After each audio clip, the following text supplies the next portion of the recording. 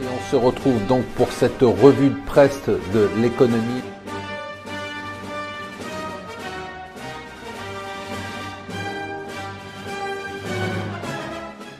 Bonjour et bienvenue sur Mon Financier pour le Morning Zapping. On commence, allez, une bonne nouvelle. On est d'abord, la bonne nouvelle, c'est qu'on est le mardi 23 janvier. Je vois pas en quoi c'est une bonne nouvelle. Non, la bonne nouvelle, plus sérieusement, c'est que c'est encore parti. Tous les jours, on a des révisions de croissance à la hausse. C'est vrai, j'ai vraiment l'impression que je dis ça, je répète ça tous les jours. Là, c'est le FMI qui dit 3,9% quand même en 2018-2019. Ce qui est sympa, c'est que cette croissance, elle est bien répartie dans le monde entier. Il n'y aurait pas une zone qui marche très bien et puis une zone qui marche pas bien. Non, on a de la croissance partout, même en France, où on prévoit 1,9% en 2018-2019. On pourrait toucher les 2%, c'est quand même assez sympa tout ça. Du coup, bien évidemment, bon, ça c'est pas un scoop, on continue à avoir des indices boursiers qui catapultent et qui explosent record après record, nouveau record hier sur la bourse américaine. Hier, c'était des débuts des consultations pour comment flécher l'épargne vers les PME. Alors c'est marrant, on a vraiment l'impression que ce gouvernement, comme les autres, ne comprend pas grand-chose à l'épargne.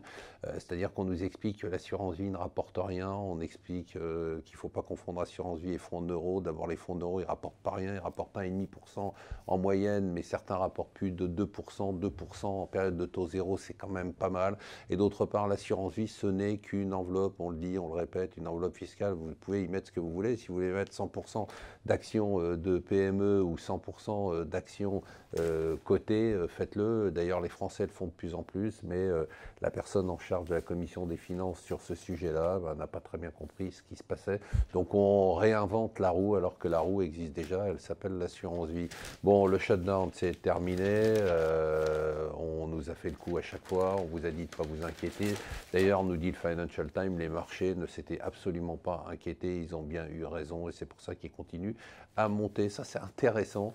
Est-ce que vous saviez qu'il y avait 70 fois plus d'indices boursiers que d'actions cotées? C'est-à-dire on a tellement inventé des indices surtout qu'il y a 70 fois plus d'indices boursiers que d'actions cotées.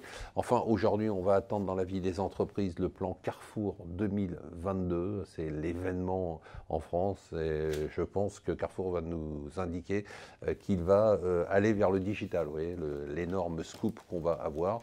Voilà, je vous souhaite une excellente journée, un bon courage.